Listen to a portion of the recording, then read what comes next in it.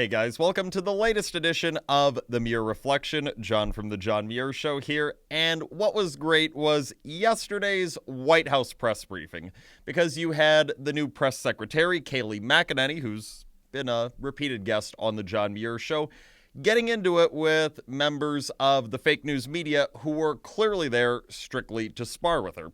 So you had one member of the media trying to attack Miss McEnany based on some of her previous comments pertaining to the Wuhan virus, trying to say that McEnany was playing down the virus and it was so terrible that would happen, asking if she would apologize for it.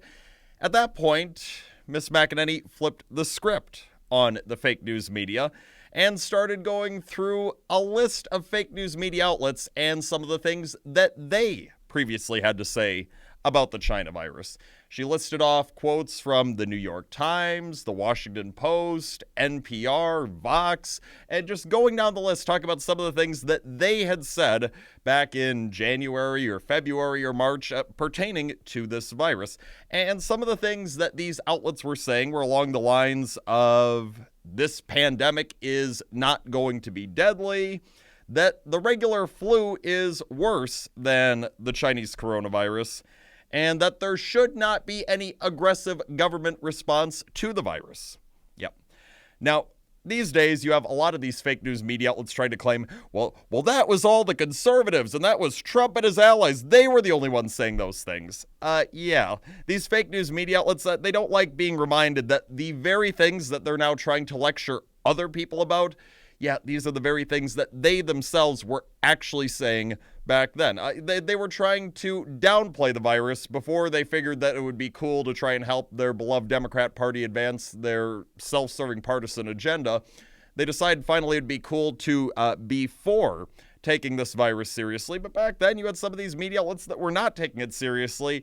And it seems that these outlets did not take too kindly to being reminded of that reality by Miss McEnany. But good for her for doing so. Because there is absolutely no reason that Kayleigh McEnany or anyone should be apologizing to these leftist media outlets for comments that they made about the virus, when so many of these media outlets themselves were making comments about the virus that turned out to be dead wrong.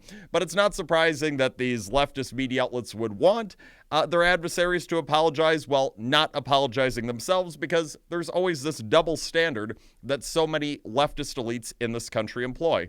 They believe that they can never do anything wrong, and that when they do something wrong, they should never have to apologize for it. Oh, but if someone that they don't like, if someone on the political right, if a conservative says something that they don't like, well, that person should immediately have to apologize. Can't have it both ways, you hacks in the fake news media. So, no, there's absolutely no reason why Kayleigh McEnany should have been apologizing to these various media outlets that themselves got it dead wrong on the virus and are just hoping that you forgot they got it dead wrong. Good for her for not apologizing, and good for her for pointing out how wrong it is that these outlets were. It seems that she's doing a great job thus far in her role as press secretary, taking it to the fake news media. It's all the time that we have for today. The John Muir Show, each and every weekday, 8:40 a.m. on WTAQ, 9 a.m. on WSAU and WHBL. Till next time, I'm out.